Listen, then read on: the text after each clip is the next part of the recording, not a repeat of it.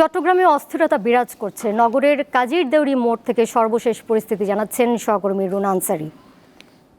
বৈষম্য বিরোধী ছাত্র আন্দোলনের আজকে যে কর্মসূচি সেটি সকাল 10টা থেকে তারা চট্টগ্রামের নিউ মার্কেট চত্বরে অবস্থান কর্মসূচি ছিল এবং অসহযোগ আন্দোলন চলছে। সকালের পরপর তাদের অবস্থানের পরপর নিউ মার্কেট চত্বরে আওয়ামী যুবলীগ এবং ছাত্রলীগের নেতাকর্মীরা তারা সেখানে অবস্থান নেওয়ার চেষ্টা করেন এবং সেখান থেকে বৈষম্য বিরোধী ছাত্রদের সাথে আওয়ামী যুবলীগ ছাত্রলীগ এবং পুলিশের ত্রিমুখী সংঘর্ষের পর সেখান থেকে শিক্ষার্থীরা বৈষম্য বিরোধী আন্দোলনের শিক্ষার্থীরা তারা সেখান থেকে সরে যায় এবং এই মুহূর্তে তারা অবস্থান নিচ্ছে চট্টগ্রামের ওয়াসার মোড়ে এবং নগরীর রিয়াজউদ্দিন বাজার তামাকুণ্ডি লেনে তাদের অবস্থান রয়েছে বলে আমরা জেনেছি। এই মুহূর্তে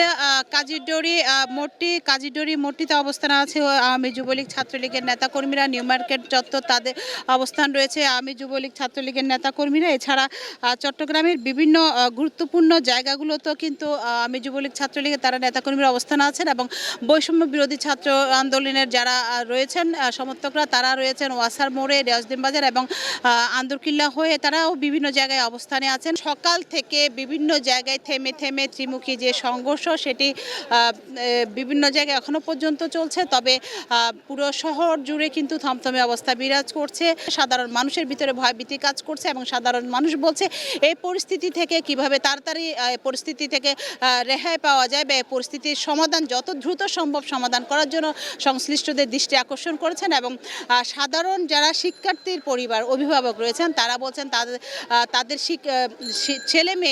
ছেলেমেয়েরা যেন নিরাপদভাবে আসলে ঘরে ফিরতে পারে বা নিরাপত্তা নিশ্চিত করা হয় সে বিষয়েও কিন্তু তারা সংশ্লিষ্টদের দৃষ্টি আকর্ষণ করেছেন। তো পুরো নগর জুড়ে কিন্তু এখন একদিকে আওয়ামী যুবলীগ ছাত্রলীগের নেতাকর্মীদের অবস্থান, অন্যদিকে বৈষম্য বিরোধী ছাত্রদের অবস্থান, সব মিলিয়ে পুরো নগরে কিন্তু দুটো দলে কিন্তু এখন বিভক্ত হয়ে পুরো নগরকে তাদের অবস্থানে রেখেছেন। তো চট্টগ্রামের এই ছিল আমার কাছে সর্বশেষ তথ্য।